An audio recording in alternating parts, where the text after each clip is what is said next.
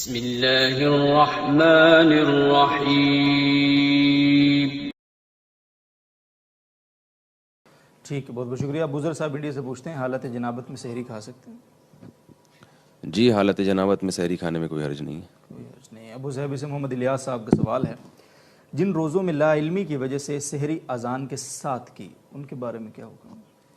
اگر یہ یقین تھا کہ سحری یعنی اذان جو ہے وہ سحری کا وقت ختم ہونے کے بعد ہوئی ہے جی تو پھر وہ روزے ضائع ہو گئے ہیں، ان روزوں کی قضا لازم ہے. لازم ہے. محسن احمد صاحب میرٹھ سے پوچھتے ہیں اگلا سوال، اگر کسی شخص کی سحری کے بعد ایسا کچھ عذر اس کو پیش آ گیا بیوی کی وجہ سے، نیز کسی ایسے روزوں کی تعداد اسے معلوم نہیں ہے، مطلب اس حالت میں جتنے روزے ہوئے، جبکہ یہ واقعہ مختلف رمضانوں میں کئی بار پیش آیا، تو کیا حکم ہوگا؟ جی، انہوں نے جو مسئلہ پوچھا ہے، زوجہ سے اگر ہم بستری نہیں کیے اور باقاعدہ جیسے غسل فرض ہوتا ہے یہ کیفیت نہیں ہوئی ہے تو روزہ نہیں ٹوٹتا پھر ایسی کنڈیشن سے، لہذا ان کی قضا بھی واجب نہیں ہے.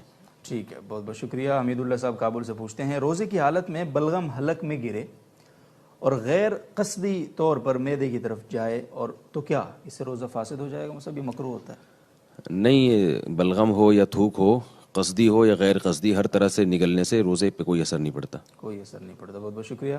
عبداللہ صاحب دیر سے پوچھتے ہیں، رمضان میں نسوار رکھنے سے روزہ ٹوٹتا ہے یا نہیں؟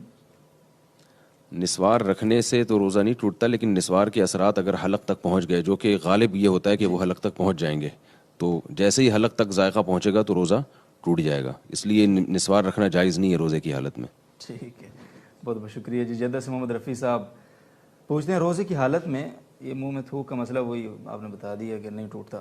زاہد صاحب فیصل آباد سے پوچھتے ہیں، کیا بواسیر کے مسوں پر دوائی لگا کر مسوں کو معقد کے اندر کرنے سے جو کہ ٹیوب سے لگائی جاتی ہے روزہ فاسد ہو جاتا ہے یا نہیں؟ نہیں، وہ مسے چونکہ پہلے یہ تفصیل سے مسئلہ بیان کیا جا چکا ہے کہ وہ یعنی جب دوائی لگائی جاتی ہے تو وہ مقاد کے اس حصے تک نہیں پہنچتی جہاں سے یعنی روزہ فاسد ہو جاتا ہے، اس لیے اس سے روزہ فاسد نہیں ہوگا. سارا عبدالرشید صاحب کا سوال ہے اگلا، یہ بھی اسی طرح ہے کہ روزے کی حالت میں بواسیر کے لیے مرہم لگایا جا سکتا ہے؟ جائز ہے. وہ صاحب آپ نے تو سوال ہی ختم کر دیا. ہمیں اعجاز احمد صاحب کشمیر سے پوچھتے ہیں، کن علامات میں ایک ماں بچے کی خاطر روزہ چھوڑ سکتی ہے؟ بچے کی خاطر روزہ چھوڑنے کا شاید ان کا مفہوم یہ ہے کہ جو ماں بچے کو فیڈ کراتی ہے، تو فیڈ کی وجہ سے یعنی بچے کو فیڈ کرانا یا دودھ پلانا بذات خود ایسا عذر نہیں ہے جس کی وجہ سے روزہ چھوڑنا جائز ہو، کیونکہ روزہ چھوڑنا دو صورتوں میں جائز ہے، بیماری میں اور سفر میں.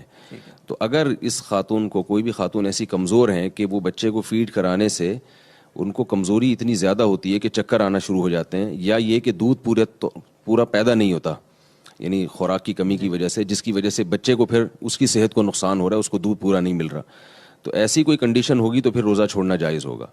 لیکن یہ کہ اگر خواتین جو ہیں افطاری کے وقت کھائیں اور پھر سحری کے وقت تک اپنی خوراک کو مینٹین رکھیں، اچھی خوراک کھائیں، تو مشاہدہ یہ ہے کہ وہ یہ دودھ پھر فیڈ کرا سکتی ہیں دن بھر.